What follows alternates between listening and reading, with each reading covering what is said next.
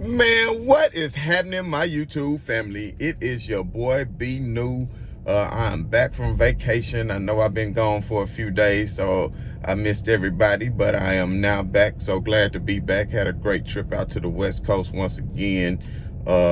Did get a chance to see some of that All-Star game on the plane on my way back. So actually had a decent airline this time that had Wi-Fi capabilities that did allow me to watch the game for the most part. But I will say, the ride got a little bit bumpy, so I had to get like Drake and take half a Xan before I land, you understand? So I went to sleep. I went to sleep once I saw the team LeBron had the game well within hand and definitely was putting a beat down on the Kevin Durant team. So once I saw that, which everybody knew it from the beginning, once you saw that LeBron drafted Dame Lillard and Steph Curry, and with the likes of himself, that it wasn't going to be much of a matchup. And the thing about it is, and I'm not going to talk too much about an All-Star game because it is only an All-Star game, but the thing about it is a lot of people talked a lot of noise and talked about how good Kevin Durant had drafted the team and what they was going to do. And, I understand that Ben Simmons and Joel Embiid didn't play, but do you actually think that would have made a difference?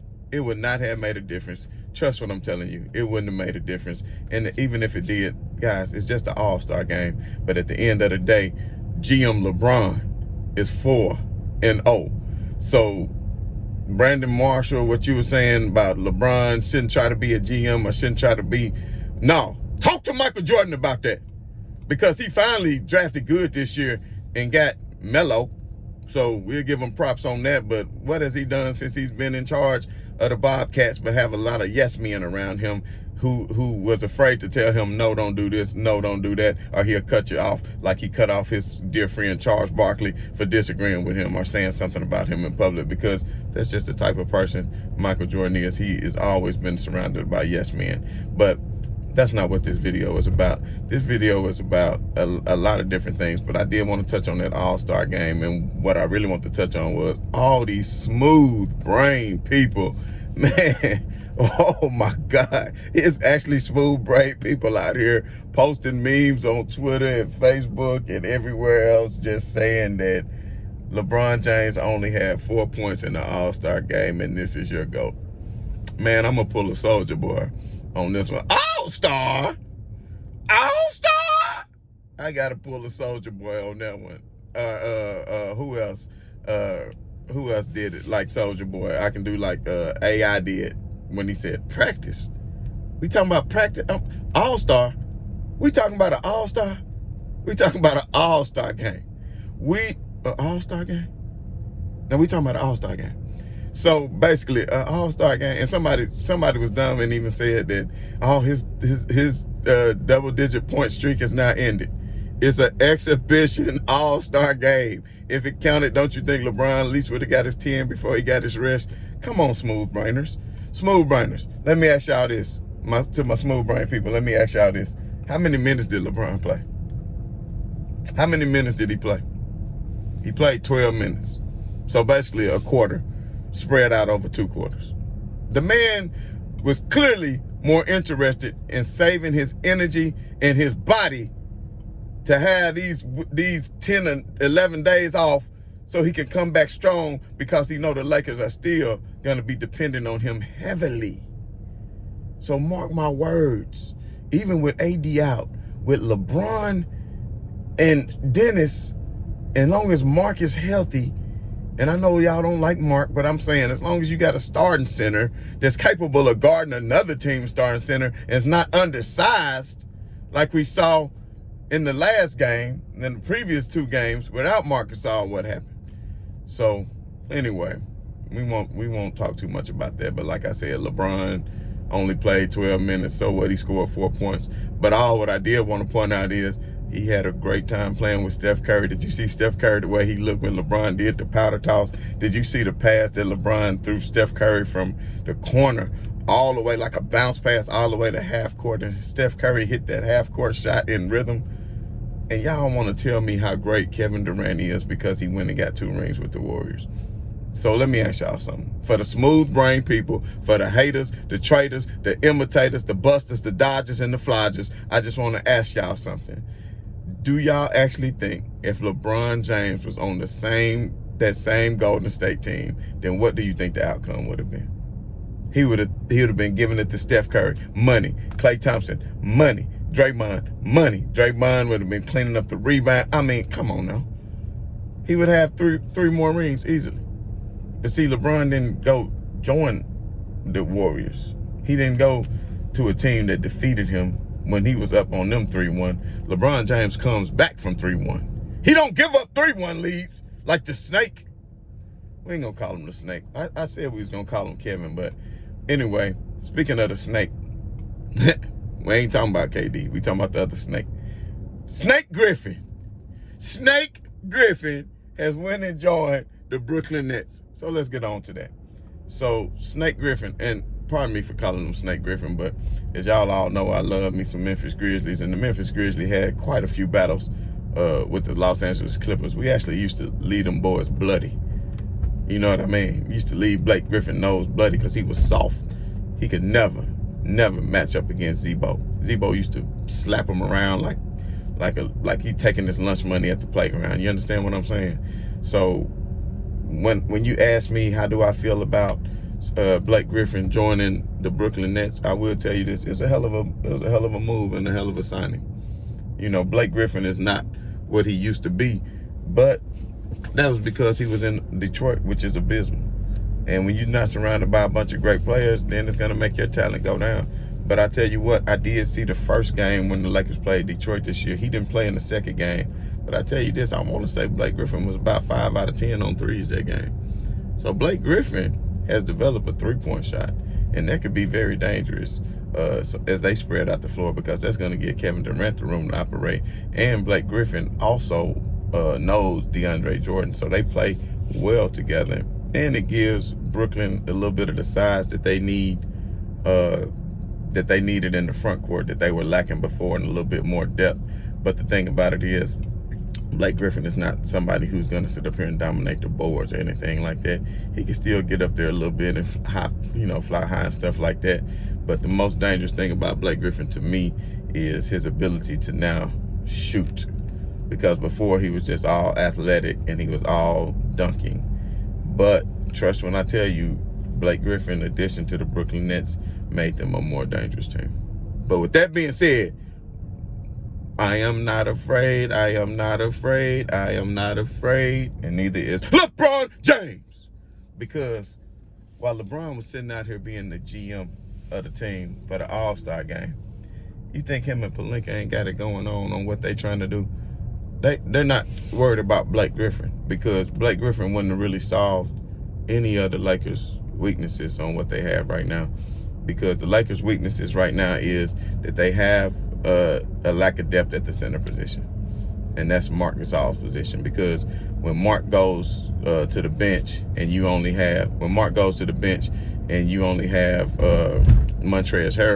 Harrell is not a center. He's a power forward, which that gives them good depth for AD, because AD only plays the power forward position too. So that only gives them good depth as far as AD is concerned. So with that being said, AD could play center, but of course you know he never does. So the Lakers need depth at the center position, and Blake Griffin wasn't going to get them that, because he's a power forward, and he's not going to get them what they need, because the Lakers need a rim protector, because they lost Dwight Howard and JaVale McGee. And with that all being said, JaVale McGee may be returning to the Lakers. And I know a lot of people are not just thrilled about that, but JaVale McGee does give you the depth at the center position that you need to be able to go out and guard another team's big man, because he's totally capable of doing that. And he's totally capable of catching a lot of easy lobs from that of LeBron James. And Dennis Schroeder is a good point guard too, because Rondo used to give JaVale McGee a lot of lobs too. So that's something that Schroeder would definitely be capable of doing. But we're not really focused on JaVale McGee. If he comes, then, you know, that's cool. The more the merrier. But the Lakers are focusing on that of Drummond. If we can get Drummond from once his contract is bought out in Cleveland and Drummond joins the Lakers, it's a wrap. Because I'm going to tell y'all this, and I'm just going to be quite frank with it, and I don't care what nobody say.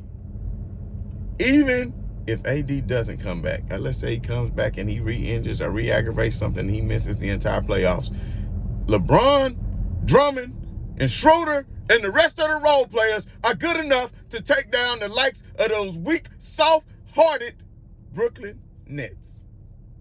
Because you got to have heart. And the only person on that team, I think, who really got some heart, and I know y'all might not like to hear me say this, but the only person on the Brooklyn Nets team who has heart is Kyrie Irving. Harden, we've seen you crumble and fold like a wet paper sack in the playoffs time and time again. We've seen that happen. You know, Kevin Durant, you never been a leader on the team. You weren't the leader on OKC. You most certainly weren't the leader on Golden State. Draymond Green talked so wet till you made you cry, so you had to lead the team. That's not what a leader does. A leader would have got Draymond out of there and would have regulated. But no, you start crying. You start crying, of course, and you had to leave. So we know. So now we got a pair of snakes in Brooklyn. We got a king cobra. Well, no, I ain't even gonna give them that much props. We got a garter snake. We got a garter snake, and somebody help me out. Should I say a centipede? Y'all ass ain't even a snake. You're a centipede because you get stepped on by the king.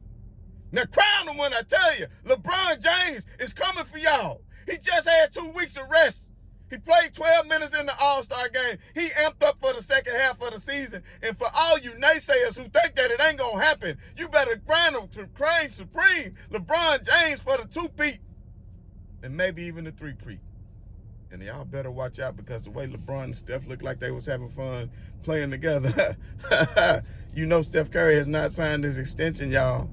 It run out at the end of next year, y'all, for that 2022 season.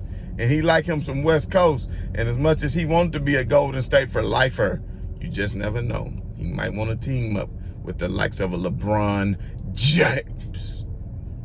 Because he know how much fun it is to play with LeBron James. He has now seen that.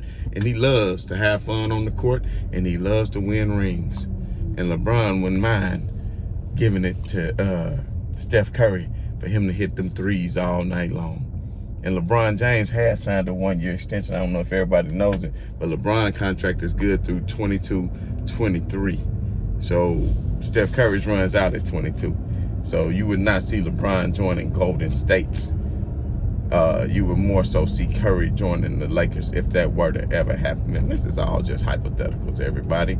This is all just hypotheticals, but that's just me giving a little bit of take of what I felt like was going on at the All-Star game, and also in the aftermath of the signing of Blake Griffin going to the Brooklyn Nets.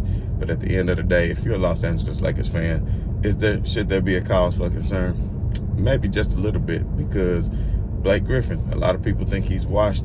In my opinion, I don't think so. I actually think he would fit their offense well because, like I said, he is now able to hit jump shots. He can hit 18-footers. Used to, he can only play down low in the paint and catch lobs and all of that, but he has really developed a jump shot over the years as he's gotten up in age, and that would actually work perfect for spreading the floor for the Brooklyn Nets. So if you ask me, do I think was it a good signing, then I will say yes, because I always tell the truth. I don't try to say anything that's not the truth whenever I'm talking about or discussing anything that has to do with any of the teams or any of the players in the association. So mad props to the Brooklyn Nets for signing Blake Griffin. We'll see how well that works out for you. At the end of the day, they still going to have to get past Philly. They're still going to have to get past Boston and other teams, because when the playoffs start, it's not like regular season games. It's a lot different because teams start to lock in on you defensively and come up with schemes to do what they got to do. So with all that being said, I just feel like that the Brooklyn Nets, they did upgrade with Blake Griffin, but that doesn't mean the Lakers are done with their upgrading, because I'm about 95% sure that the Lakers are going to sign Drummond. Drummond just needs to be bought out by his current team. You know what I mean? That's a lot of bread. The team might not want to buy him out, but Detroit agreed to buy out Blake Griffin for less than what his contract was worth. So it all depends on the negotiation table of Andre Drummond and the Cleveland Cavaliers. But who knows? Maybe GM LeBron might throw him some bread under the table. It's not like he don't have a few $100 million to throw around. So it's not like LeBron wouldn't tell Drummond, hey, bro, look in your locker, bro. There's a money order in your locker for about $10 million. We're going to keep that between me, you, and God. So check out their money orders in your locker. Don't tell nobody. But now I'll just play. You never know if that stuff happened in the association. It may not. But, you know, who's to say? Who's to say? Like, how do you know? How do you know? But I won't start any rumors or, you know, say anything like that. And as cheap as we know LeBron James has been, I won't say cheap, but as frugal as he is with his millions of dollars, I would highly doubt that he would do that. But LeBron James is not stupid, and he sees what the Brooklyn Nets are doing to stack the table just for a 36-year-old LeBron James. Every time LeBron James win a ring, here they all come and stacking the table to try to defeat this man. Trying to defeat LeBron James, but guess what? It ain't gonna happen, y'all. It's not gonna happen. I still got faith in the Los Angeles Lakers, and we're not gonna talk about how bad the Clippers slid before the All-Star break, losing a lot of games. And let's not forget, Kawhi Leonard didn't sign a long contract either. And in the back of his mind, he might be thinking, man, I picked the wrong LA team. Man, let me go holler at LeBron and let's win some championships, because rated PG ain't it. Rated PG's not it. Playoff P, he's just not it.